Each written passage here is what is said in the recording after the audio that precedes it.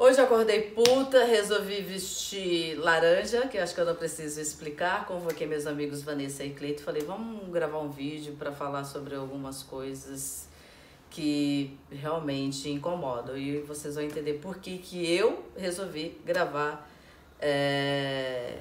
este vídeo para falar sobre esse atual governo, sobre o Bolsonaro, que na verdade não tem a ver com o Bolsonaro, tem a ver com o Brasil. Então, a gente entra nas redes sociais, tá lá a internet a loucura, comentando que o Bolsonaro, mais uma do Bolsonaro, né? Que o Bolsonaro chamou os nordestinos de Paraíba, porque no Rio de Janeiro, quem é do norte e nordeste do Brasil é chamado de Paraíba. E em São Paulo, sendo bem didática, em São Paulo é chamado de baiano. Isso não é surpresa para ninguém. Assim como também não é surpresa para ninguém o que o Bolsonaro faz, porque ele está só cumprindo com o seu governo, ele está só cumprindo com as suas promessas. E nós estamos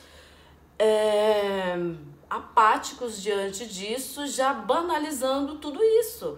O que você tinha comentado, Cleito? Que a gente já se acostumou com Isso. o modus operandi do Bolsonaro e da claque que ele anda com ele, que se chama classe política do PSL e dos partidos de direita. A gente já acostumou e já banalizou, assim como a gente já acostumou com racismo, violência contra a mulher, todos os tipos de violência a gente já se acostumou nesse país, porque é um país, sim, violento, é um país, sim, da colonização, é um país que é resquícios e que tem resquícios de uma escravidão, que é o quê? Violência, estupro, todas essas situações que tá na história do nosso país. Então, o Bolsonaro está só cumprindo com o seu governo. A questão aqui, para mim, não é mais o Bolsonaro, porque o que ele fala é o que as pessoas falam, por exemplo, numa conversa de bar, que as pessoas falam na rua, que as pessoas falam no ônibus,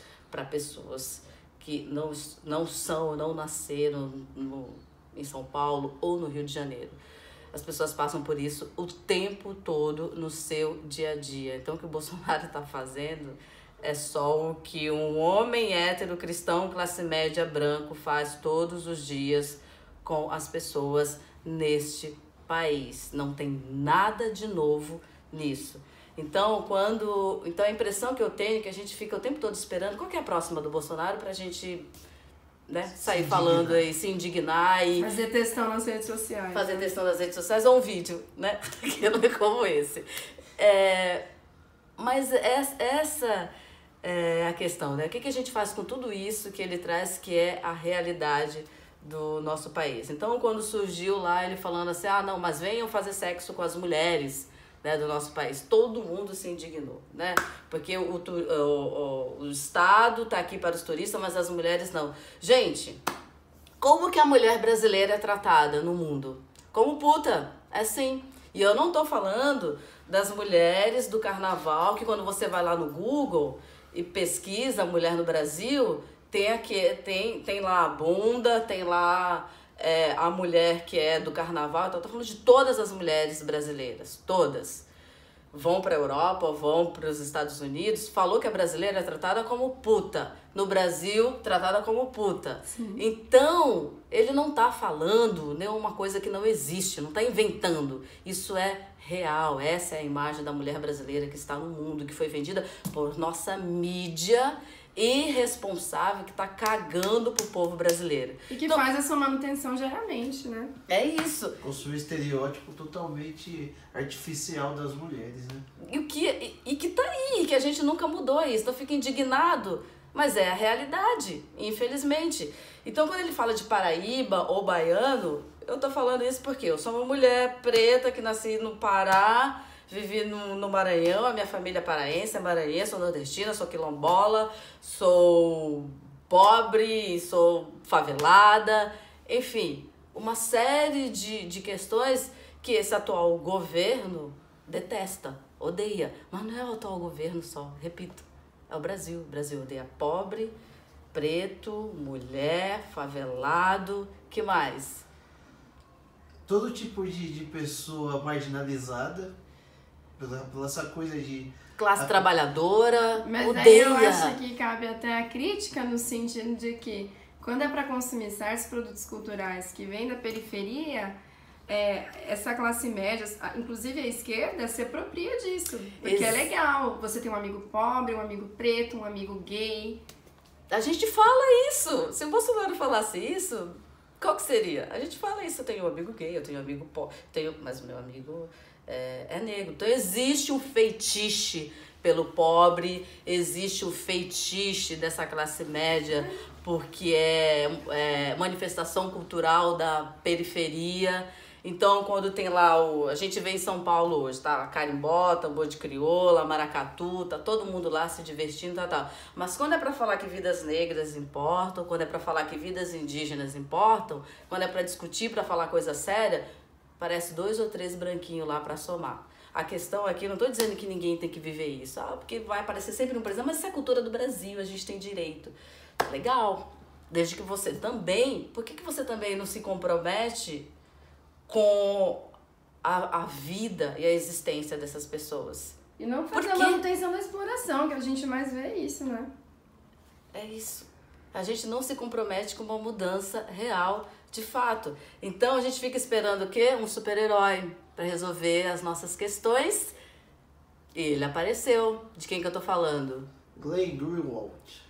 Tá fazendo o trabalho dele, trabalho de jornalismo investigativo. Quando ele foi lá, revelou tudo lá no Intercept, o que tinha acontecido. O que todo mundo falou?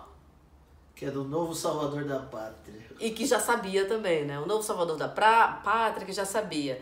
Não estou aqui questionando o trabalho do Glenn. O que eu tô dizendo é que assim, a gente tem também uma obsessão por heróis, né? E isso é muito cristão. Alguém que vem para nos salvar. E aí tem momentos políticos de descrença, que nem quando a gente tá vivendo. Isso, e aí a gente vive um cenário perfeito. De um lado o Glenn, agora do outro lado o Moro, e a população, e a gente aonde nisso tudo? Torcendo lá com os nossos pompons para ver o que vai acontecer. Não, gente, não dá. A gente tem que fazer alguma coisa, tem que propor alguma coisa. O país é nosso. Teve que vir um cara dos Estados Unidos para falar algo que nenhuma imprensa teve coragem de falar. Vai me dizer que a galera não sabia. Tem gente da imprensa que não sabia disso? Mentira. Sabia sim. Só que ninguém teve a coragem de fazer o certo. Quer colocar a verdade. E o Glenn tá falando. Tô fazendo meu trabalho. O pacotão que faz parte do golpe, né? Que já tava desenhado isso daí faz tempo. A imprensa criou a Lava Jato do jeito que ela é. Uma máquina de moer pessoas, de moer biografias. E isso é um papel que a grande mídia tomou para si, um trabalho que ela...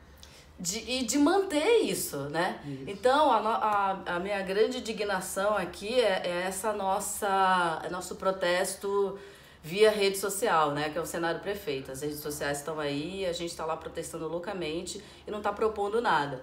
Eu lembro que na Flip eu fui na palestra com a Sabrina Fernandes e o professor Safatli, e eles trouxeram algo que eu achei muito importante, que qual que é a nossa proposta? A gente tem alguma proposta? Seja...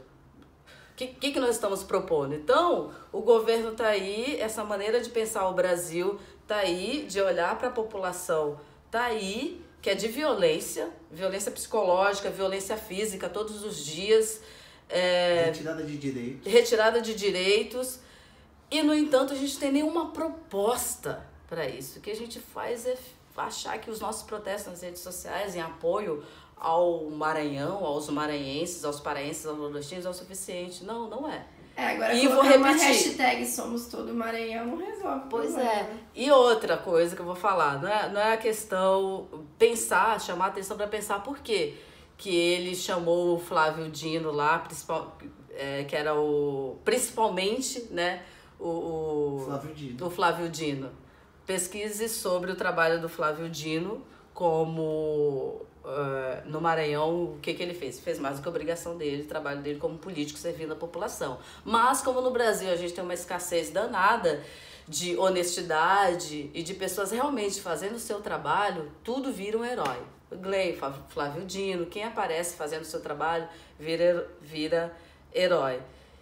Mas a responsabilidade é nossa como população de de propor algo que seja realmente transformador. E, sobretudo, mobilizar dentro do contexto que a gente vive, né? Se trabalha na escola, se na família e... Porque às vezes a pergunta é, o que eu posso fazer, que eu tenho isso... Onde você está? Você vai propor uma mudança. Começa pela educação, reflexão. Então, a gente precisa de um protagonismo da classe trabalhadora, que é algo que nunca aconteceu neste país. Se você pegar a história do Brasil, quem foi que fez a República? Se você pegar lá a independência ou morte, procura pesquisar e estudar quem foi que fez. Que era meia dúzia de pessoas. Inclusive o lugar do trabalhador também demarcado, né, nesse contexto.